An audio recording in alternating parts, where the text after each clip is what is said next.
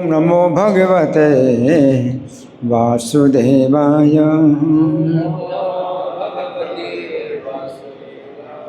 ओम नमो भगवते वासुदेवाय।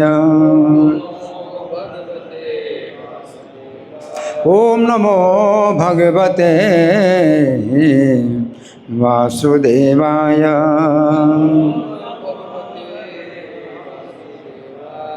ग्रंथराज श्रीमद् भागवतम स्कंद 10 अध्याय कितना है आज? 18 और श्लोक संख्या कितना है? यहाँ बोर्ड में लगा है, बोर्ड में है, नहीं आया क्या? बोर्ड में अभी नहीं आया? तो किसी को पता है? स्कंद 10 है, अध्याय कितना है? 18 है। श्लोक संख्या कितना है? 16। मुझे तो दूसरा श्लोक संख्या बताइए। 18 और 19 में जो बताया है तो सही है गलत है? सही है। तो आप लोगों को नोट नहीं करते हैं? अच्छा ठीक है। श्लोक संख्या 18 तो मैं ही पाठ करूँगा, है ना, क्योंकि इसका तात्पर्य नहीं है। अभी आ गया? ठीक है। तो 18 अध्याय भी 18 श्लोक भी आप लोग एक बार बोल दीजिए मेरे पीछे। तम विद्वान अपि दासार्हो भगवान सर्वदर्शनः अन्वमोदत तत्सख्यं वधम तस्य विचिन्तयन्। तो अनुवाद मैं पढ़ता हूँ, आप लोग सुनिए। चूँकि दशारह वंश में उत्पन्न भगवान श्री कृष्ण सब कुछ देखते हैं, अतएव वे जान गए कि ये असुर कौन है। फिर भी भगवान ने ऐसा दिखावा किया जैसे कि वे उसे अपना मित्र मान चुके हों, जबकि वे गंभीरतापूर्वक ये विचार कर रहे थे कि इसको कैसे मारा जाए। तो देखो, वो असुर जो है वो भगवान को धोखा दे रहा है और शत्रु है, मित्र के रूप में आया है, और वो सोच रहा है कि भगवान ही जानते हैं और भगवान जानते हैं उसको, और वो भगवान के कपट को नहीं जान पा रहा है। भगवान जानते हैं कि मित्र नहीं है, शत्रु है और इसको मारना है, और भगवान मारने की योजना बना रहे हैं और वो नहीं समझ पा रहा। तो देखिए, तो जो जीव है, देखो जीव जो है जितनी भी चालें चले भगवान के साथ, है ना, तो भगवान सब जानते हैं और भगवान की चाल को जीव नहीं जानता, है ना। तो देखो, कोई धोखा जो है करता है, भगवान के साथ धोखा करता है ना, तो भगवान उसके धोखे को जानते हैं और भगवान उसके साथ धोखा करते हैं, वो नहीं जान पाता। वो नहीं समझ रहा है कि कृष्ण उसको समझ रहे हैं और उसकी जो है अपनी चाल वो भी सोच रहे हैं कि कैसे चाल चलूँ इसको मारने के लिए। वो चाल चल रहा है भगवान को मारने के लिए, है ना, और भगवान उसी चाल को जानते हैं। इसलिए कहा जाता है तू डाल डाल मैं पात पात, है ना। तो जीव कितनी भी चालाकी करे, है ना, कि भगवान जो है उससे आगे हैं, 2 कदम आगे रहते हैं हमेशा। जितना भी आगे बढ़ जाओ भगवान 2 कदम आगे रहेंगे उससे, है ना।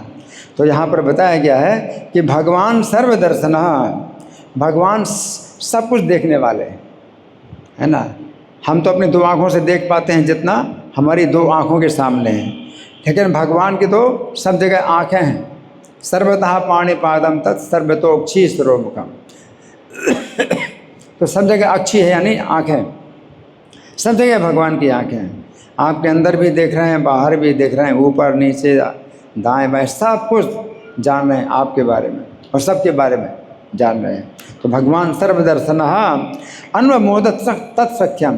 तो उसने मित्रता का प्रस्ताव किया तो भगवान ने अनुमोदन किया।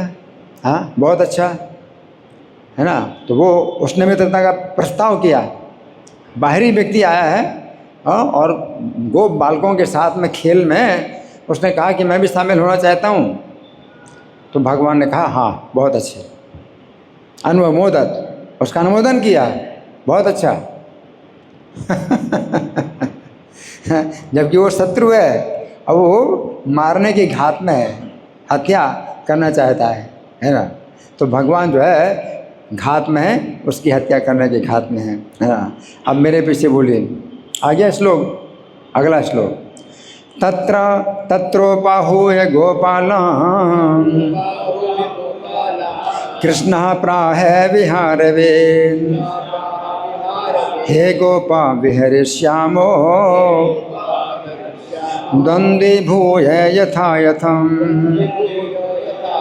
तत्रोपाहूय गोपालम् कृष्णः प्राह विहारवे हे गोपा विहरिष्यामो द्वन्द्वीभूय यथा यथम् तत्रोपाहूय गोपालम् कृष्णः प्राह विहारवे हे गोपा विहरिष्यामो द्वन्द्वीभूय यथा यथा। बोलिए।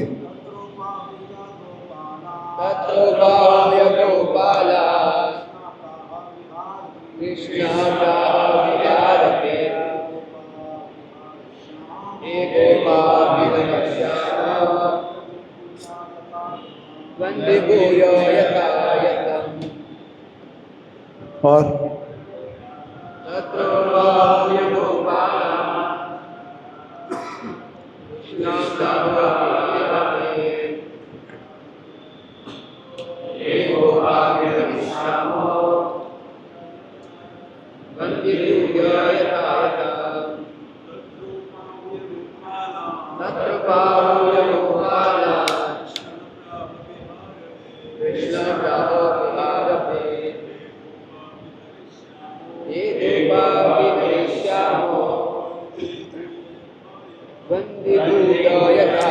वैष्णव देवी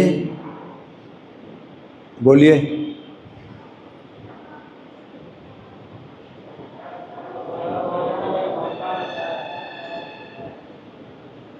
आवाज नहीं आ रही, आवाज नहीं आ रही। अरे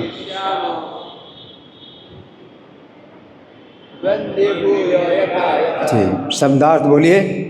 तत्र तत्पश्चात उपाहूय बुलाकर गोपालान ग्वाल बालों को कृष्ण कृष्ण ने प्राह कहा विहारवेत समस्त क्रीड़ाओं के ज्ञाता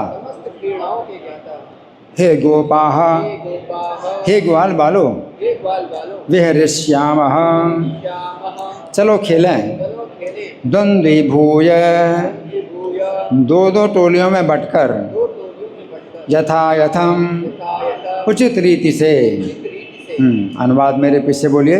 तब समस्त क्रीड़ाओं के ज्ञाता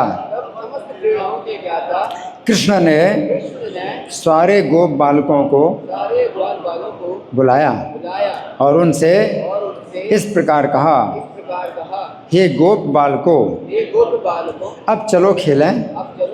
हम अपने आप को दो समान टोलियों में बांट लें। हाँ, तो यहाँ पर पिछले श्लोक में भगवान ने क्या किया था? अनुमोदत है, उसकी मैत्री को अनुमोदन किया है ना। तो जिस प्रकार से वो भगवान के संगियों का मित्र बनना चाहता है तो भगवान ने उसका अनुमोदन किया है ना। और अंदर ही अंदर से अगर देखा जाए तो जिस तरह से वो कपट कर रहा है ना, कि वो जो है हत्या करने की घात में वो मित्रता स्वीकार कर रहा है, मित्रता का प्रस्ताव कर रहा है, तो भगवान भी जो है उसकी मित्रता का प्रस्ताव स्वीकार कर रहे हैं कि हाँ बहुत अच्छी बात, तुम हत्या करने की घात में हो तो हम भी तुम्हारी हत्या करने की घात में हैं। तो भगवान अंदर से उसकी बात का अनुमोदन कर रहे हैं, है ना। तो कोई व्यक्ति जो है भगवान के साथ अगर मित्रता करता है तो मित्र बनने के लिए तैयार हैं, और कोई शत्रुता करता है तो शत्रु बनने के लिए तैयार है ना। ये था माम प्रपद्यन्ते तां तथैव भजामहे। तो जिस प्रकार से मेरी निकट आता है उसको मैं उसी प्रकार से स्वीकार करता हूँ, है ना। तो अब इस श्लोक में क्या है, तत्र उपाहुय गोपालान, हाँ, भगवान ने क्या किया, सब गोप बालकों को बुलाया, बुला करके कृष्णा प्राह विहारविद, विहारविद का मतलब है सब प्रकार के विहारों के ज्ञाता हैं। तो विहार का मतलब है खेलना, मनोरंजन करना, है ना। तो इस सब प्रकार के विहारों के ज्ञाता हैं कृष्ण। तो इस अब भगवान जो है कह रहे हैं कि हे गोपा विहर श्यामो, अब हम विहार करेंगे किस प्रकार से, अब हम जो विहार करेंगे किस प्रकार से है, द्वंद्व भू यथा यथम, कि दो दो की जोड़ी बना लो, है। मतलब क्या है कि दो टोलियां होंगी, दो टोलियों में जो है प्रत्येक टोली का एक जो बालक है दूसरी टोली का दूसरे बालक के साथ में वो उसका द्वंद्व होगा।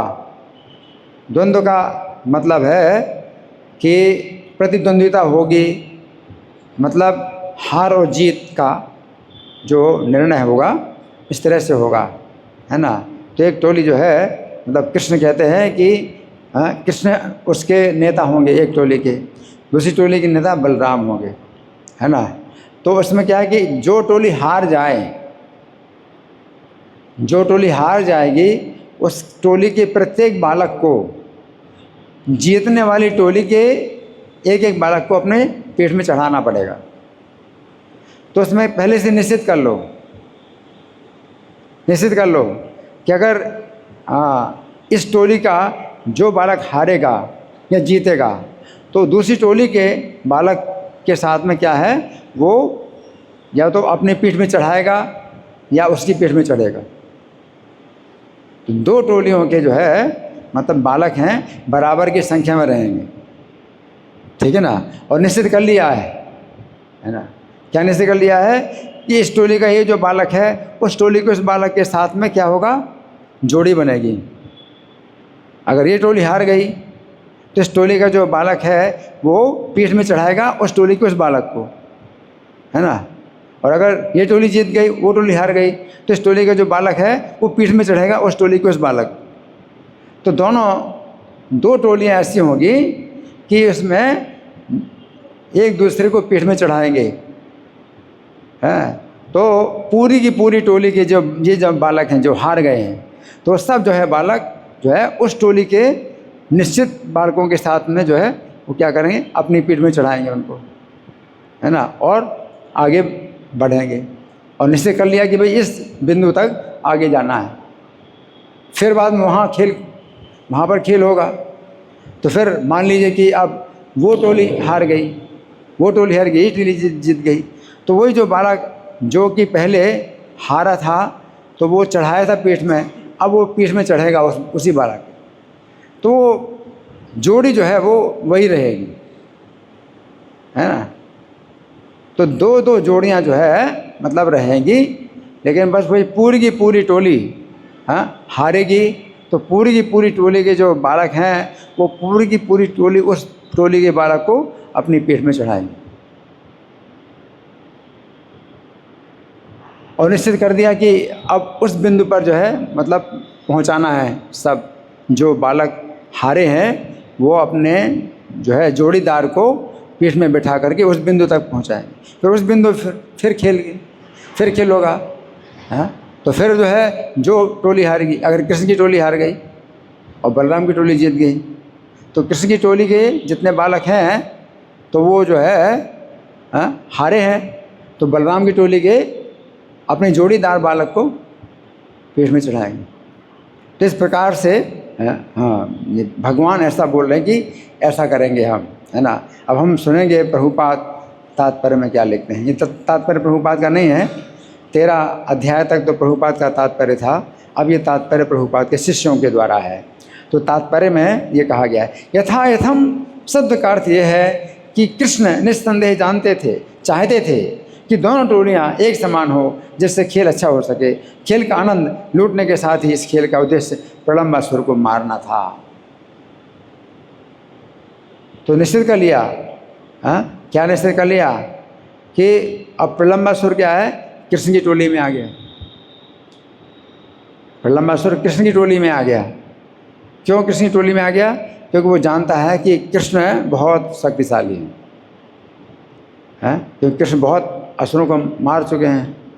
तो वो सोचता है कि बलराम जी को जो है मैं मारूं, बलराम जी को मैं मारूं और कृष्ण से दूर ले जा करके बलराम जी को मारूं। तो करना क्या है, उसकी योजना, प्रलंबासुर की योजना यही है ना। तो जोड़ीदार भी भगवान ने जो है प्रलंबासुर की जोड़ी का बलराम जी को बना दिया। क्या बलराम जी की टोली जीतेगी और कृष्ण की टोली हारेगी, तो प्रलंबासुर जो है अपनी पीठ में बलराम जी को चढ़ाएगा और ले जाएगा।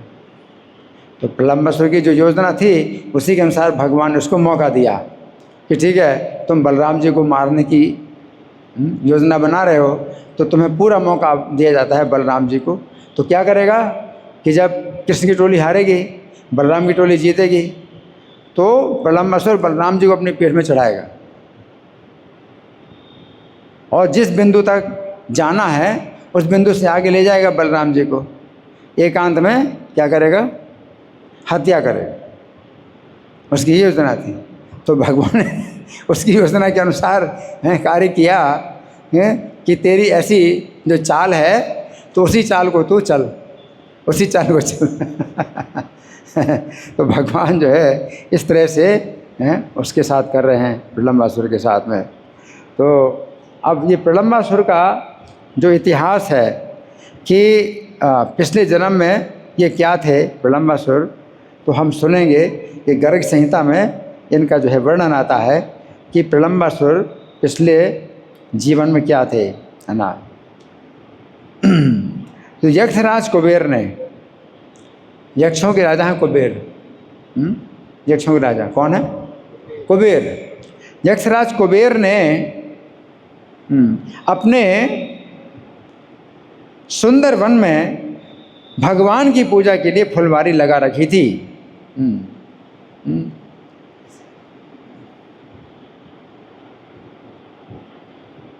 और इधर उधर यक्षों को तैनात करके उन फूलों की रक्षा का प्रबंध करा दिया था कि पूजा के लिए जो है केवल फूल और कुबेर ही जो है लेंगे यहाँ से, और कोई फूल नहीं लेगा। यक्षों को इधर उधर लगा दिया था कि कोई फूल ना ले पाए यहाँ से, है ना। तो कार्यामास पुष्पाणाम रक्षाम यक्ष ऋतस्ततः तदपि अस्यापि जगृहु पुष्पाणि प्रस्फुरन्ति चा। परंतु फिर भी यक्षों को तैनात भी कर दिया, इसके बाद भी जो है कोई ना कोई फूलों को तोड़ लेता था, है ना। तदपि अस्यापि जगृहु पुष्पाणि प्रस्फुरन्ति चा तथा क्रुद्धो ददौ शापम यक्षराट धन दो बलि। तो धन के धनाध्यक्ष हैं कुबेर, हैं, तो उन्होंने गुस्से में शाप दे दिया उस स्थान में जो फूल तोड़ेगा, तो वो उन्होंने एक शाप दे दिया उस व्यक्ति के लिए जो फूल तोड़ेगा। क्या शाप दिया? ये गृहणंत से पुष्पाणि स्वेचान्यस्वर मानवा, है ना। तो जो भी व्यक्ति, चाहे अपना व्यक्ति हो चाहे अन्य व्यक्ति हो, और चाहे कोई देवता हो चाहे कोई मनुष्य हो, जो भी फूल तोड़ेगा यहाँ से, भवितारो सुरा सर्वे मच्छापा सहसा भुवि, तो वो मेरे शाप से तुरंत ही असुर बन जाएगा। असुर का शरीर भी अलग ही होता है, तो तुरंत ही उसका शरीर असुर में बदल जाएगा। ये यक्षराज कुबेर ने जो है ये शाप दे दिया है। इसका मतलब क्या? सिक्योरिटी जो है सफल नहीं हो रही। बहुत सिक्योरिटी लगाई कि कोई फूल ना तोड़े, फिर भी फूल कोई तोड़ रहा है। तो उन्होंने ऐसा नियम बना दिया। क्या नियम बनाया? असुर बन जाएगा। और असुर ऐसा नहीं अगले जन्म बनेगा, तुरंत ही असुर बन जाएगा, है। ये कहा है कि भवितारो सुरा सर्वे मच्छापा सहसा भुवि, तो सहसा मन तुरंत ही असुर बन जाए। असुर का शरीर तो बहुत अलग होता है, बहुत भयानक होता है, तो तुरंत ही बन जाएगा। हुहु सतोथ विजयो विचरण तीर्थ भूमिषु, तो हुहु गंधर्व का पुत्र था विजय, एक गंधर्व था। उसका नाम था हुहु। हुहु गंधर्व का पुत्र था विजय। तो वो जो है तीर्थों में वितरण करता हुआ वो जो है जा रहा था, है ना। वनम चैत्र रथम प्राप्त हो गायन विष्णु गुणान पथि। तो भगवान विष्णु के गुणों का गान करते हुए वो चैत्ररथ वन से गुजरा। ये चैत्ररथ वन कुबेर का है, जहाँ पर कुबेर ने ऐसा नियम बना दिया है, जो भी तोड़ेगा वो क्या बन जाएगा, असुर बन जाएगा। तो उसे कुछ पता नहीं था, वो तो भगवान के गुणों का गान करता हुआ अपना चला जा रहा था। तो उस वन से गुजरा, वो चैत्ररथ वन से गुजरा। वीणा पाणी रजानन नर गंधर्वा सुमनान सिचा, है ना। तो वो जो है अपने हाथ में वीणा लिए था और अजानन में, और वो नहीं जानता था, है ना। तो उस गंधर्व ने फूल जो है ग्रहण कर लिए। तो जैसे ग्रहण कर लिए सुसुरो जातो गंधर्वत्वम विहाय तत्। तो गंधर्व तो जो है वो छोड़ करके वो तुरंत असुरत्व को प्राप्त हो गया। गंधर्व का शरीर बड़ा सुंदर होता है, गंधर्व का शरीर बहुत सुंदर होता है और गान विद्या में बहुत निपुण होते हैं गंधर्व। गंधर्व का शरीर बिल्कुल बदल करके उसको शरीर क्या हो गया, असुर का हो गया। तो ये जो प्रलंबासुर है ये पैदा नहीं हुआ किसी से। जैसे पूतना है तो ये इनके सब मतलब माता पिता रहे, है ना। अघासुर बकासुर इनके माता पिता हुए। लेकिन ये जो गंधर्व था, विजय नाम का गंधर्व था, तो इसका दोबारा जन्म नहीं हुआ। इसी गंधर्व के शरीर से ही प्रलंबासुर ये बन गया, है ना, असुर बन गया। तो क्या हुआ, तदैव शरणम प्राप्त कुबेरस्य महात्मनः। तब उसने जो है कुबेर महात्मा की शरण ली, हाँ, कुबेर महात्मा की शरण ली। नत्वा तत्प्रार्थनाम चक्रे कृतांजलि पढ़ासन। तब उसने जो है कृतांजलि हाथ जोड़ करके और धीरे धीरे उसने कुबेर की प्रार्थना की, हैं, कुबेर की प्रार्थना की। तस्मै प्रसन्नो राजेंद्र कुबेरोपि वरम ददौ। तो कुबेर उस पर प्रसन्न हो गए, कुबेर उस पर प्रसन्न हो गए तो उसको वर दिया, उसको वरदान दिया। सांप तो नहीं बदल सकते, है ना। तो कोई भी महापुरुष जो है कोई सांप देते हैं तो अपना सांप तो बदलते नहीं हैं, लेकिन कुछ वरदान दे देते हैं कि चलो हम तुम्हें वरदान देते हैं। तो कुबेर प्रसन्न हो गए तो उसको वरदान दे दिया। क्या दिया, तुम विष्णु भक्ता शांत आत्मा माँ शोकम कुरु मानद। तुम तो सम्मान देने वाले हो और विष्णु भक्त हो, हैं, और शांत स्वभाव के हो, तो तुम शोक मत करो। किसने कहा, कुबेर ने कहा कि तुम शोक मत करो। द्वापरांते चते मुक्तिर बलदेव से हस्ततः। द्वापर के अंत में तुम्हारी मुक्ति बलदेव जी के हाथों से होगी। हाँ, भविष्यति न संदेह हो भांडीर यमुना तटे। यमुना जी के तट पर और भांडीर वन में बलदेव जी के हाथ से तुम्हारी मुक्ति होगी। तो ये प्रलंबासुर जो है फिर कंस का सखा बन गया। कंस ने जब दिग्विजय की तो जितने भी असुर मिलते थे, जैसे पूतरा अघासुर बकासुर, तो इन सब से कंस जो है मित्रता के साथ युद्ध करता था। कंस की नीति ऐसी थी कि दूसरे असुरों के साथ में मित्रता पूर्वक युद्ध करता था। मित्रता पूर्वक युद्ध करता था, पहले से शर्त बनाता था कि अगर तुम जीत गए मुझसे तो मैं तुम्हारा सेवक बन जाऊंगा, तुम अगर मैं जीत गया तुमसे तो तुम मेरे सेवक बन जाना। मित्रता का जो है ये युद्ध होता था। इस प्रकार से कंस ने जो है सबको अपना सेवक बना लिया था।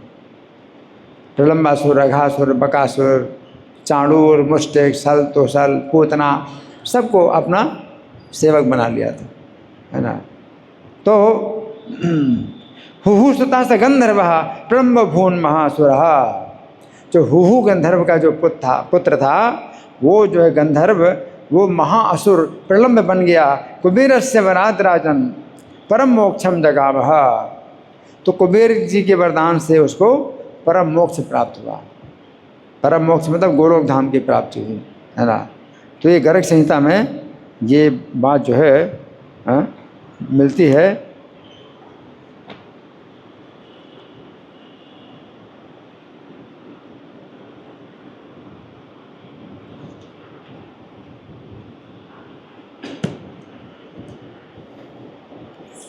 तो इस श्लोक का जो हिंदी पद्यानुवाद है वो मैं पढ़ के सुनाता हूँ।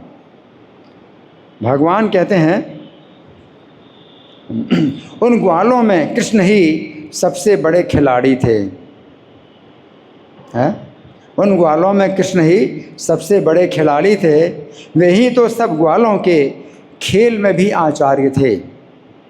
वे ही तो सब ग्वालों के खेल में भी आचार्य थे। सभी बालकों को बुलाकर कहा, मित्रों अब मेरी बात सुने।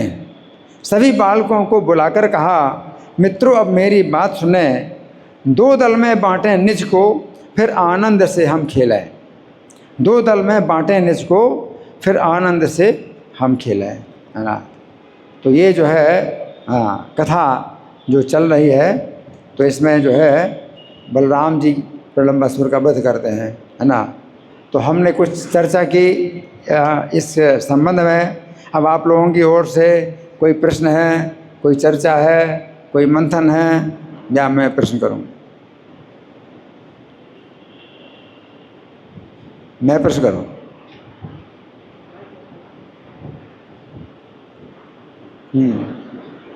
कोई प्रश्न है? हाँ, इनका है, ये हाथ उठाएं। और किसी का? इनका हाँ है, आपको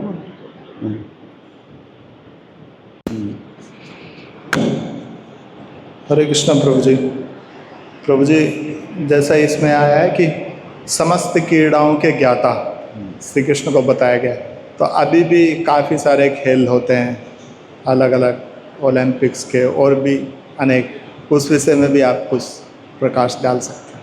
हाँ, देखिए, भगवान जो है उनका शरीर सच्चिदानंद विग्रह है। भगवान का शरीर है सच्चिदानंद विग्रह। ईश्वरः परमः कृष्णः सच्चिदानंद विग्रह। हाँ, उनका जो शरीर, परम ईश्वर हैं श्री कृष्ण, और उनका शरीर सच्चिदानंद विग्रह है। सत का मतलब है सनातन, कभी मृत्यु नहीं होती। हमारा शरीर कैसा है? असत। हमारे शरीर की मृत्यु होती है। भगवान का शरीर असत है, भगवान का शरीर सत है, जिसमें मृत्यु नहीं होती, सनातन है। चित्त, भगवान का शरीर चित्त है, उसमें संपूर्ण ज्ञान है। हमारा शरीर अचित्त है, इसे सब भूल जाते हैं। इसलिए डायरी, किताबें सब इसलिए रखी जाती हैं, पुस्तकें ही आधार हैं। प्रभुपाद ने नारा दिया, पुस्तकें ही आधार हैं, क्योंकि पुस्तक के बिना हम बोलेंगे तो कुछ याद आएगा, कुछ याद नहीं आएगा, भूल जाएंगे। तो पुस्तकें आधार हैं। क्यों? हमारा शरीर अचित्त है ना, सब कुछ भूल जाते हैं। तो डायरी है, कंप्यूटर है, मोबाइल है, सब क्यों रखना पड़ता है? क्योंकि उसी से ही देख करके हमें काम पढ़ करके काम चलाते हैं। ये भगवान का शरीर चित्त है। भगवान को किसी प्रकार का कंप्यूटर, डायरी, मोबाइल रखने की ज़रूरत नहीं है। सब उनके शरीर में जो है सुरक्षित रहता है। सच्चिदानंद, और कृष्ण का शरीर आनंदमय है। आनंदमय, इसमें केवल आनंद ही आनंद है। और हमारा शरीर निरानंद है, हमारा शरीर में कष्ट ही कष्ट है। तो भगवान के शरीर में और हमारे शरीर में बिल्कुल उल्टा, दिन रात का अंतर है। सच्चिदानंद विग्रह, आनंद, है ना। तो भगवान जो है अपने धाम से जब इस पृथ्वी में आते हैं, तो अपने धाम का जो है थोड़ा सा नमूना हमें दिखाते हैं कि उनका जो है किस प्रकार का जीवन है वहाँ। तो भगवान के धाम में जो है भगवान खेलते हैं, भगवान खेलते हैं, अपने भक्तों के साथ खेलते हैं, है ना। तो भगवान जो है अपने भक्तों के साथ खेलते हैं, तो अपने भक्तों को अपने समान बनाते हैं, भगवान खेलते हैं, है ना। तो विशेष रूप से कृष्ण का जो धाम गोलोक धाम है, इसमें भक्त लोग जो है भगवान के बहुत समीप होते हैं, बहुत समीप होते हैं। वैकुंठ में होता है तो भगवान जो है वैकुंठ में अपने ऐश्वर्य के साथ रहते हैं। तो वे जो है मतलब महाराज हैं, स्वामी हैं, नाथ हैं, और सब भक्त लोग जो है दास हैं। तो वो एक अलग रस है, दास रस, कि भगवान के साथ जो है स्वामी सेवक का भाव है। लेकिन गोलोक धाम में भगवान का के साथ जो है दास रस तो है, साथ साथ सख्य रस भी बहुत। सख्य रस में जितने सखा भगवान के साथ हैं वो बराबर के संबंध में रहते हैं और खेलते हैं, है ना। तो भगवान जो है इस पृथ्वी में जब आते हैं तो अपने गोलोक धाम की जो जीवन शैली है उसका एक नमूना छोड़ के जाते हैं कि ये आनंद है। अब हमें हमारे जीवन में कितनी चिंताएं हैं, घर की, मकान की, खाना, भोजन, है ना, मकान का रिपेयर, बच्चों की पढ़ाई, स्कूल, व्यापार, नौकरी, कितनी कितनी चिंताएं। लेकिन भगवान के धाम में सब कुछ नहीं है, व्यापार, नौकरी है और घर की मरम्मत, सब कोई चिंता नहीं है। वहाँ पर क्या है, केवल आनंद है। और आनंद का मतलब क्या है, जब आप ऐसे होते हैं बिल्कुल शरीर भी पूरा स्वस्थ है ना, और कुछ लोग साथ में हैं तो फिर क्या करते हैं, खेलते हैं। तो खेलना है ना, उसको कहते हैं बिहार, है ना। तो भगवान जो है, भगवान को गोलोक बिहारी कहा जाता है। गोलोक बिहारी, गोलोक में वो बिहार करते हैं। यहाँ पर भी बिहारवित हैं, बिहारवित, भगवान बिहार जानते भी हैं कैसे भक्तों को आनंद देना है और अलग अलग प्रकार के खेलों के द्वारा आनंद देना है। तो भगवान जो है विहारवित हैं। तो ये जो है, अब यही भगवान की नकल ही है इस भौतिक जगत में भी है कि लोग खेलते हैं। स्पोर्ट्स तो कई तरह के स्पोर्ट्स हैं, खेलते हैं, लेकिन इसमें क्या है कि खेल में फिर चोट लगती है, फिर चोट लगती है तो फिर बड़ी मतलब उसके लिए अलग अस्पताल भी बने हुए हैं। स्पोर्ट में जो है चोट लगी, स्पोर्ट में जो इंजरी हुई तो उसके लिए अलग हॉस्पिटल है, ट्रीटमेंट है, कितना है। लेकिन वहाँ भगवान के धाम में ऐसा कोई स्पोर्ट नहीं जहाँ चोट लगे, यही अंतर है। वहाँ का जो शरीर है सच्चिदानंद है, भगवान का शरीर सच्चिदानंद है और भक्तों का शरीर भी सच्चिदानंद है। तो सच्चित आनंद, आनंद शरीर है तो उसमें चोट लगने की कोई संभावना ही नहीं, खून निकलने की संभावना नहीं है, कटने की कोई संभावना नहीं है, छेद होने की संभावना है। अच्छेद्यो अयम अदाह्यो अयम अक्लेद्यो शोष से बेचा। ना तो सूख सकता है शरीर और ना काटा जा सकता है, ना छेद किया जा सकता है, ना जलाया जा सकता है। ऐसा शरीर भगवान का है और भक्तों का है, और खेलते हैं। तो ये अंतर है। इस भौतिक संसार में जो है ज़्यादा से ज़्यादा ऐसे खेल होते हैं जहाँ की चोट लगने की बहुत संभावना होती है। कोई दौड़ते हैं, बहुत तेज़ दौड़ते हैं, कोई हॉकी खेलते तो हॉकी में ही जान चली जाती है।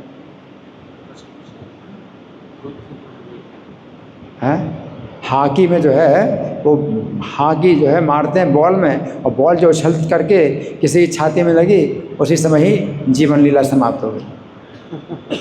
तो ये अंतर है। यहाँ का जो जीवन है कैसा है, निरानंद, और वहाँ का जीवन कैसा है, आनंद है। तो वहाँ भी घर परिवार हैं, यहाँ भी घर परिवार हैं, है ना। तो कोई अंतर नहीं है, वहाँ के भी घर परिवार है, वहाँ भी, यहाँ भी घर परिवार है। लेकिन अंतर क्या है, वहाँ पर किसी को बुढ़ापा नहीं आता, किसी को मृत्यु नहीं आती, किसी को बीमारी नहीं आती। और यहाँ पर क्या है, बुढ़ापा आता है, मृत्यु आती है, बीमारी आती है। तो जन्म, मरण, बुढ़ापा, बीमारी के ये जो है कष्ट इस भौतिक संसार में है। और बदलते रहते हैं, संबंध बदलते रहते हैं, शरीर बदलते रहते हैं, अपनी पहचान बदलती रहती है। कभी कीड़ा, कभी छिपकली, और कभी मनुष्य, कभी गधा, ये सब जो है शरीर प्राप्त होते हैं। एक कष्ट का जीवन। तो भगवान जो है श्रीमद् भागवत में जो लीलाएं हैं, तो ये भगवान की नित्य लीला का एक नमूना है। वो भगवान की नित्य लीला है। इसलिए जैसे प्रभुपाद हमारे जो वैष्णवाचार्य हैं, जब शरीर छोड़ते हैं तो उनके बारे में क्या कहा जाता है, नित्य लीला प्रविष्ट। तो नित्य लीला में प्रविष्ट हो चुके हैं। तो प्रभुपाद जी को हम बोलते हैं नित्य लीला प्रविष्ट, बोलते हैं ना, है ना। तो नित्य लीला प्रविष्ट का क्या मतलब है कि कोई भक्त जो है उसका स्वरूप भगवान की लीला में है। अगर सखा का है तो उसको सखा का शरीर प्राप्त हो गया है और अपनी उसी सेवा में वो लग गया है। उसका विशेष नाम है, उसका विशेष रूप है, शरीर है और उसका विशेष कार्य है भगवान की लीला में, है ना। तो नित्य लीला प्रविष्ट, है ना। तो प्रभुपाद को भी जो है जिस समय उसमें पानी के जहाज़ में बैठे थे, है ना, तो मालवाहक जहाज़ जल्द उसमें जब बैठे थे प्रभुपाद, और उनको दिल का दौरा पड़ा था, और दिल के दौरे से जो है जब वो होश में आए प्रभुपाद, है ना, तो उस समय उनको जो है कृष्ण का जो है कृष्ण के साथ अपना स्वरूप का जो है ज्ञान हो गया, अपने स्वरूप का ज्ञान हो गया। तो प्रभुपाद ने एक कविता लिखी है कि हे भाई, मुझे वो दिन याद आते हैं जब मैं तुम्हारे साथ गऊ में चराता था।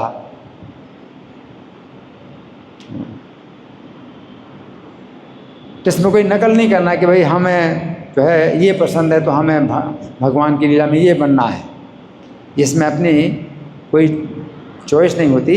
आप भक्ति करते हैं, श्रवण कीर्तन, है ना, तो वो जो स्वरूप है अपना, वो जो है फिर प्रकट होता है, उसको कहते हैं जागृत होता है, जगाता है, तो अपना स्वरूप जगाया जाता है ना। तो भक्ति की जो विधि है वो शुद्धिकरण की विधि है। तो जब आप भक्ति की विधि से आप अपनी चेतना को शुद्ध करते हैं तो आपका जो स्वरूप है वो जो है जागता है, तो जगाया जाता है।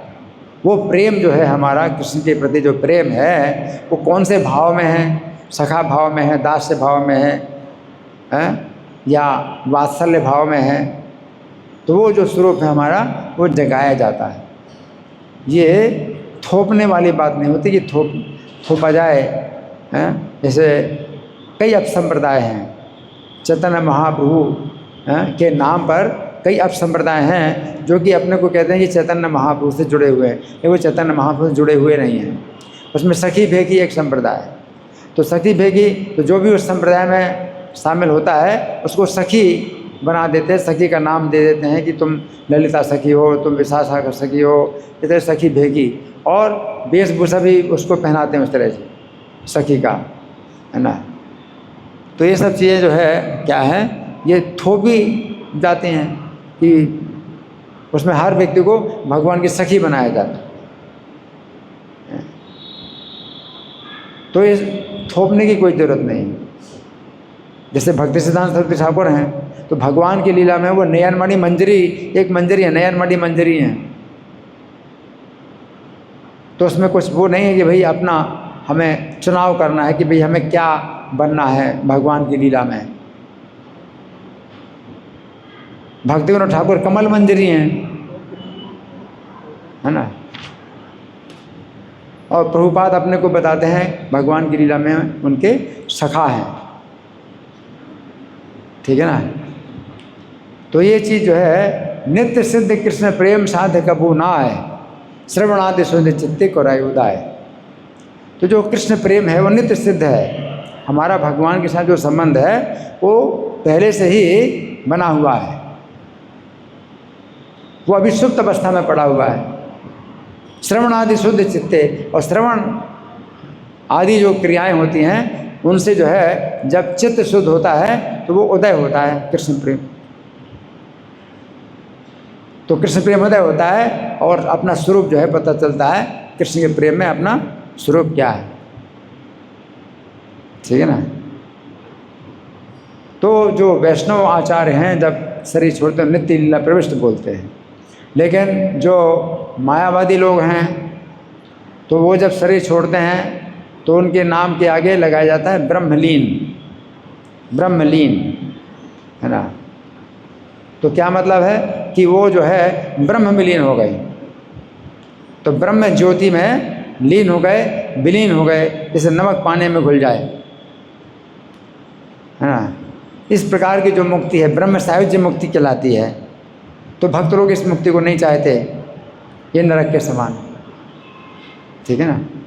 भक्त लोग जो है भगवान की लीला में प्रवेश करना चाहते हैं, और जिसमें अपना अलग व्यक्तित्व होता है, पर्सनालिटी है, हर भक्त की अपनी पर्सनालिटी है, व्यक्तित्व है ना।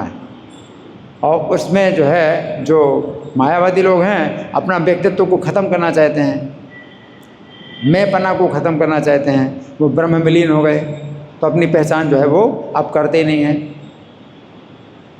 है ना। तो ये चीज़ जो है एक अलग मायावादी संप्रदाय है ना, जो हमारा वैष्णव संप्रदाय अलग है। हाँ, आपका प्रश्न। कृष्ण प्रभु धन्यवाद प्रणाम, धन्यवाद, बहुत सुंदर आपने क्लास दिया। मेरे 2 प्रश्न हैं छोटे छोटे। पहला प्रश्न है कि आपने बताया कि भगवान जानते थे कि ये असुर है, ये शत्रु है, फिर भी भगवान ने उसको स्वीकार किया, क्योंकि भगवान तो जानते हैं कि वो असुर शत्रु है, उसको मित्र रूप में आया हुआ है, स्वीकार कर लिया। लेकिन कभी कभी एक व्यक्ति के जीवन में हो सकता है कि कोई शत्रु हो और वो मित्र रूप में आ रहा है उसके जीवन में, लेकिन क्योंकि हम तो भगवान है नहीं, हम तो पता नहीं कि ये मित्र है या शत्रु है, और हम उस व्यक्ति को स्वीकार कर लेते हैं और उसके बाद हमें नुकसान झेलना पड़ता है। तो कैसे हम समझ सकते हैं कि कौन हमारा मित्र है या और कौन हमारा शत्रु है? इनका प्रश्न सब कुछ सुनाई पड़ा। हाँ, तो ये भौतिक संसार में तो धोखे का ही संसार है ना। तो हम कैसे पहचाने कौन मित्र है कौन शत्रु है? तो प्रभुपाद गए थे विदेशों में, बिल्कुल अकेले थे, विदेशों में गए थे और उन्होंने जो है बिल्कुल खोल करके सब कुछ बताया। उसमें उनका जो है कुछ भी इसमें ऐसा नहीं था कि भाई अंदर कुछ और हो बाहर कुछ और हो, जो अंदर था वही बाहर सब कुछ बताया उन्होंने। हरे कृष्ण का कीर्तन कराया, है ना। तो अब वो जो प्रभुपाद के संपर्क में आए तो वो ऐसे हिप्पी, ज़्यादा से ज़्यादा हिप्पी लोग ही थे, हैं, जो कि बड़ी दूषित चेतना में थे, चेतना बहुत दूषित थी, है ना। लेकिन प्रभुपाद के संपर्क में वही आए क्योंकि वही लड़के ऐसे थे जो कि सड़कों में पड़े हुए और उनका कुछ काम नहीं था, तो प्रभुपाद को वो मिले, हैं। तो प्रभुपाद ने कृष्ण से प्रार्थना की, है ना, कि आप जो है मेरी वाणी में ऐसी शक्ति दीजिए, मेरे शब्दों में ऐसी शक्ति दीजिए कि मेरे शब्द जो है उनके हृदय में प्रवेश कर जाएं, और वो भागवतम के शब्द उनके हृदय में प्रवेश करेंगे तो वो हृदय जो है उनका शुद्ध होगा, हैं। शृण्वतः स्वकथाम कृष्ण पुण्य श्रवण कीर्तना हृदयंतस्थोहि अभद्राणी विद्युनोदेश्वर सताम। तो सुनेंगे, तो अगर सुनेंगे तो इनका हृदय शुद्ध होगा। तो भगवान ही जो है कानों के छेद से वो अंदर प्रवेश करते हैं हृदय में, हैं। तो कथा के रूप में भगवान ही जो है कानों के मार्ग से हृदय में प्रवेश करते हैं और हृदय स्वच्छ करते हैं। धुनोति समलम कृष्ण, तो कृष्ण जो है हृदय को स्वच्छ करते हैं। तो प्रभुपाद ने कृष्ण से प्रार्थना की थी और ये भी कहा था कि आप जो है चाहें तो असंभव को भी संभव कर सकते हैं, आपके लिए तो खेल है, हमारे लिए तो संभव नहीं है। कोई बहुत दुष्ट है, क्रूर है, हैं, तो वो जो है उसका कोई निवारण नहीं है। कहते हैं सर्पः क्रूरः खलः क्रूरः सर्पात् क्रूर खलः करा, खला मंत्रोषधि वसा सर्पः खलः केन निवारिते। तो सांप भी क्रूर होता है और दुष्ट भी क्रूर होता है, लेकिन सांप से दुष्ट मनुष्य ज़्यादा क्रूर है, क्योंकि मंत्रों औषधियों के द्वारा सांप को तो बस में किया जा सकता है, लेकिन जो दुष्ट है उसका निवारण किसी प्रकार से नहीं किया जा सकता। लेकिन भगवान के लिए वो भी खेल है, किसी के भी हृदय को बदल दें। तो प्रभुपाद ने प्रार्थना की थी कि इनके हृदय को शुद्ध करो आप, और मेरे शब्दों में ऐसी शक्ति दीजिए कि मेरे शब्द उनके कानों के अंदर जाएं, हृदय में प्रवेश करें और आप उनको हृदय शुद्ध करो। तो इस तरह से आंदोलन जो है कृष्ण की कृपा से और प्रभुपाद की प्रार्थना से वो जो है भक्त लोग जो है प्रभुपाद के संपर्क में आए और शुद्ध हुए। इस आंदोलन में इतनी शक्ति है कि एक व्यक्ति जो है जो कि जासूस था, तो सरकारी जासूस था वो, तो सरकारी जासूस सरकार की तरफ से ये पता लगाने के लिए कि ये हरे कृष्णा वाले जो है ये अंदर अंदर क्या करते हैं, कुछ बाहर कुछ होगा, अंदर कुछ होगा, तो भक्त बन गया वो भक्त बन गया ये देखने के लिए कि ये अंदर अंदर क्या कुछ करते हैं, गड़बड़ करते हैं, क्या करते हैं, पता लगाने के लिए। जब भक्त बन गया तो उसने देखा कुछ इसमें अंदर का और बाहर का सब एक ही है, कुछ है ही नहीं, कुछ गोलमाल तो है ही नहीं। तो वो फिर भक्त ही बन गया, वो भी भक्त बन गया। इसमें इतनी शक्ति है। एक व्यक्ति था जिसने किसी व्यक्ति का खून कर दिया था, तो अपने को छिपाने के लिए फिर भक्त बन गया कि ताकि पकड़ा ना जाए, तो भक्त बन गया। तो 15 साल तक जो है उसने भजन किया, इस्कॉन में रह कर के भक्ति की। फिर उसने अपने अधिकारियों को बताया, मंदिर के अधिकारियों को बताया कि मैंने तो खून किया था, एक हत्या की थी मनुष्य की, और अपने को छिपाने के लिए मैं भक्त बन गया, अब मुझे क्या करना चाहिए। तो मंदिर के अधिकारी ने कहा कि तुम जाओ और कोर्ट में जो है अपना बयान दो कि मैंने हत्या की और मैं 15 साल में इस्कॉन में रहा, अब आप जो है मुझे जो है जैसा आप करोगे वैसा मैं तैयार हूँ, जो सज़ा देना है दो। तो जज ने पूछा कि इस्कॉन में तुम 15 साल रहे तो क्या करते रहे। तो उसने कहा मैं 4:30 बजे मंगल आरती करता था, फिर भागवतम क्लास सुनता था, फिर अपना पूरा रूटीन बताया। तो जज ने कहा कि तुमको जितनी सज़ा मिलनी थी उससे ज़्यादा सज़ा तुमने भोग ली, अब तुम्हारे लिए कोई सज़ा नहीं तो ये जो भक्ति के कार्यक्रम है ये बहुत शक्तिशाली हैं, बहुत पवित्र करते हैं, है ना। तो ये चैतन्य महाप्रभु का आंदोलन है ही है। चैतन्य महाप्रभु ने शिक्षाष्टक में कहा है परम विजयते श्री कृष्ण संकीर्तनम। श्री कृष्ण संकीर्तन की परम विजय होती है। परम विजय मतलब अंतिम विजय तो इस संकीर्तन आंदोलन की ही है। तो कई प्रकार के विरोध होते हैं इस संकीर्तन आंदोलन के काफ़ी विरोध होते हैं, नहीं अंत में विजय संकीर्तन की होती है ना। क्योंकि इसमें पवित्रता, शुद्धता, है ना, जैसी है वैसी शुद्धता और कहीं मिलेगी नहीं, पूरी दुनिया में कहीं नहीं मिलेगी ऐसी शुद्धता, है ना। हम लोग नाम भी लेते हैं तो नाम के 10 अपराध भी बोलते हैं, अपराध रहित नाम। तो कहीं संस्था में नाम का तो कीर्तन बहुत होता है लेकिन अपराध की चर्चा होती नहीं। और कई शास्त्रों में नाम की महिमा तो बहुत बताई गई है ना, लेकिन अपराध की चर्चा नहीं आई। तो इसलिए बहुत लोग नाम लेते हैं लेकिन वो जो है उस तरह शुद्ध नहीं होते जैसे इस्कॉन में शुद्ध होते हैं लोग।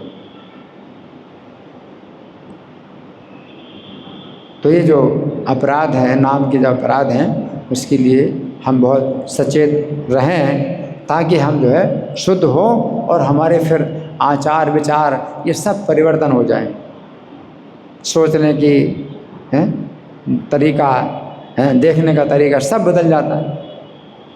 अगर आप अपराध रहित नाम लेते हैं तो नाम जो है फिर आपके पापों को नष्ट करता है। और अपराध अगर करते हैं तो अपराध जो है पानी की तरह है और नाम आग की तरह है। तो आग जो है पापों को तो जला डालता है, लेकिन अपराध आप करते हैं तो वो पानी आपने डाल दिया आग के ऊपर, तो फिर पाप नहीं जलेंगे। नाम अग्नि है और अपराध क्या है, पानी। इस्कॉन में आप आते हैं तो पाप तो जो है पापों से छुटकारा मिल जाता है, लेकिन अगर अपराध करते हैं तो अपराध से छुटकारा नहीं मिलता, है ना। इसलिए अपराधों से बचना चाहिए। और अपराध अगर हो रहे हैं तो भी आप नाम मत छोड़िए, क्योंकि दूसरा उपाय है ही नहीं, अन्यथा गति नहीं है, नहीं है, नहीं।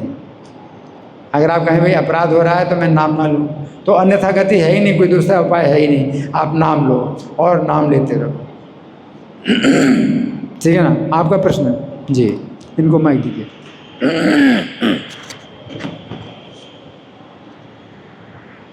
हरे कृष्णा प्रभु जी, मेरे 2 प्रश्न हैं। पहला प्रश्न जो हमने कथा में ही सुना अभी कि जो गंधर्व है जिनका नाम विजय है वो श्राप की वजह से तर गए, मतलब भागवतम में श्राप की महिमा ज़्यादा क्यों है वरदान से? और मतलब दूसरा प्रश्न ये है कि जैसे आपने सच्चिदानंद विग्रह के बारे में बताया, श्री कृष्ण का जो स्वरूप है वो सच्चिदानंद विग्रह है। क्या जब हमारी मृत्यु होती है तो हमें भी सच्चिदानंद स्वरूप प्राप्त होता है? पर मैं डिफरेंस कैसे कर पाऊँगा वहाँ जाके कि मान लीजिए मेरे जो गुरु है वो भी वहाँ पे है और श्री कृष्ण भी। पहले प्रश्न का उत्तर, आपका जो पहला प्रश्न है वो यह है कि सांप, ऐसा है कि सांप का जो है कारण नहीं है कि उसका उद्धार हुआ। सांप कारण नहीं है, बल्कि वो पहले से भक्त था। तो कबीर जी कहते हैं कि तुमको सांप तो लग गया, परंतु तुम्हारे कर्म तो अच्छे हैं, क्योंकि भक्ति के द्वारा सब पाप जल चुके हैं, तुम्हारे नष्ट हो चुके हैं। इसलिए जो सांप है मेरा, तो सांप तो मतलब बना रहेगा, तो असुर का शरीर तो तुम्हारा बना रहेगा, लेकिन बलराम जी यहाँ तो तुम्हारी मुक्ति हो जाएगी। तो वास्तव में भक्ति से उद्धार होता है। अब उसमें अगर कोई दुर्गति भी हो जाए भक्ति में तो भी रक्षा होती है भक्ति के कारण। तो पहला प्रश्न का उत्तर तो यह है। अब दूसरे प्रश्न का उत्तर है, आपका प्रश्न ये है कि सच्चिदानंद तो भगवान का शरीर है और हमारा शरीर तो असत अचित निरानंद है। तो हमारे कर्मों के अनुसार जब हमें शरीर मिलता है तो सभी शरीर ऐसे ही मिलते हैं, असत अचित निरानंद भौतिक शरीर। सच्चिदानंद शरीर तो हमें तभी मिलेगा जब हम भक्ति करके अपना स्वरूप पहचान लें और अपने स्वरूप को जगा लें, और फिर अपना शरीर छोड़ेंगे तो हम अपना वो शरीर प्राप्त करेंगे, आध्यात्मिक शरीर प्राप्त करेंगे और भगवान के धाम में जाएंगे। तो आपका प्रश्न यही है। तो प्रभु, मेरा प्रश्न एक्चुअली ये था कि मैं पता कैसे कर पाऊँगा जब मेरे गुरु जी का भी जो रूप है वो सच्चिदानंद है और श्री कृष्ण का भी सच्चिदानंद विग्रह है, तो मैं उनमें डिफरेंस कैसे कर पाऊँ? अभी समझिए बात को। गुरु जी भी हैं तो वो भी जो है भक्ति की साधना में है। अभी उनका शरीर भी भौतिक है, हम उनका शरीर आध्यात्मिक इस दृष्टि से मानते हैं कि वो भक्ति के कार्यों में लगे हुए हैं, तो वो एक दृष्टि से आध्यात्म है, परंतु हर दृष्टि से आध्यात्मिक नहीं है। वो उनका शरीर भौतिक ही है ना। और वो हो सकता है कि वो स्वरूप सिद्ध हो गए हों, तो भौतिक शरीर के अंदर उनका आध्यात्मिक शरीर पूरा विकसित हो चुका है। तो ऐसा भी हो सकता है कि कोई व्यक्ति जो है इतना भक्ति में उन्नत हो गया हो कि उसको प्रेम प्राप्त हो गया, अपना स्वरूप मालूम हो गया, जैसे प्रभुपाद जैसे, तो वो जो है मतलब उस अवस्था में है कि भौतिक शरीर के होते हुए भी उनका आध्यात्मिक शरीर अंदर से विकसित हो गया है ना। तो अब अगर आध्यात्मिक भौतिक शरीर छूटेगा तो वो आध्यात्मिक शरीर से भगवान के धाम चले जाएंगे, उसमें कुछ अंतर नहीं पड़ेगा। भौतिक शरीर उसी प्रकार से छोड़ते हैं जैसे सांप अपनी कैंचुल छोड़ता है। सांप जो है अपनी कैंचुल छोड़ता है ना, तो उसका जो शरीर है वो नया शरीर उसका आ गया है, अब वो कैंचुल छोड़ देता है तो उसको अब कैंचुल की ज़रूरत नहीं, क्योंकि उसको नया शरीर प्राप्त हो गया। उसी प्रकार से आध्यात्मिक शरीर हमारा जब विकसित हो जाता है तो फिर भौतिक शरीर रहे या ना रहे फिर कोई अंतर नहीं पड़ता है ना। जैसे कि आप डंडे के सहारे चलते हैं, जब पैर खराब है लंगड़ा भी तो डंडे के सहारे चलता है, और जब पैर सही हो जाता है उसका तो डंडे के सहारे भी चलता है और डंडे के बिना भी चलता है। अब डंडा फेंक कभी चाहे तो फेंक भी सकता है वो, तो उसको कोई अंतर नहीं पड़ेगा क्योंकि इसका पैर तो ठीक हो गया। फिर भी डंडा लेकर ही चल रहा है तो भी ठीक है। उसी प्रकार से जो सिद्ध महात्मा होते हैं तो उनका स्वरूप सिद्ध हो गया है तो प्रभुपाद जैसे महात्मा है ना, भक्ति सिद्धांत सरस्वती ठाकुर।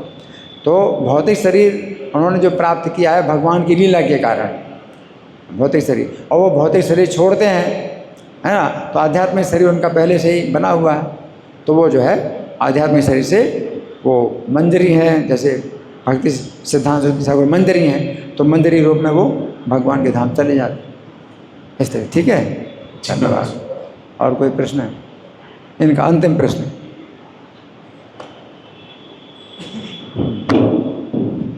अगर हम अब मरने से पहले अपने सच्चिदानंद स्वरूप को प्राप्त नहीं कर पाए तो हम कहाँ जाएंगे मरने के बाद? फिर से बोलो क्या आप? अगर मरने से पहले हमें अपना स्वरूप नहीं पता चलेगा, हाँ, तो मरने के बाद क्या गति? हाँ, अगर मरने के पहले अपना स्वरूप नहीं पता चला और आपने भक्ति की है अगर आपने भक्ति की है लेकिन आप अभी उस पूरी भक्ति नहीं कर पाए, तो आप शरीर छोड़ने के बाद आपको फिर से मौका मिलेगा भक्ति करने का। कि मनुष्य का जीवन जो प्राप्त हुआ है वो भक्ति करने के लिए प्राप्त हुआ है। आपने फिर भी प्रयास किया लेकिन आप पूरी भक्ति नहीं कर पाए, तो फिर से दोबारा आपको शरीर प्राप्त होगा ऐसे स्थान में जहाँ भक्तों का संग मिले, है ना, और आप अपनी भक्ति पूरी करो। तो इसलिए भगवान कहते हैं नेहाभिक्रम नाशोस्ति प्रत्यवायो न वेद्यते। किस आरंभ का नाश नहीं है। अगर आपने भक्ति का आरंभ किया है इसका नाश नहीं है। प्रत्यवायो न वेद्यते, इसका उल्टा परिणाम नहीं होता। स्वल्पम प्रश्न धर्म से त्रायते महतो भयात। थोड़ा भी इस धर्म का अगर आपने पालन किया है तो बड़े महान भय से रक्षा हो जाएगी।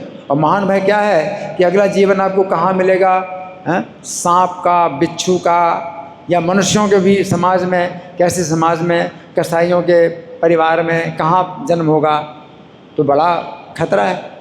तो आप जो है इस खतरे से बच जाएंगे और आप जन्म लेंगे तो भक्त के परिवार में जन्म लेंगे।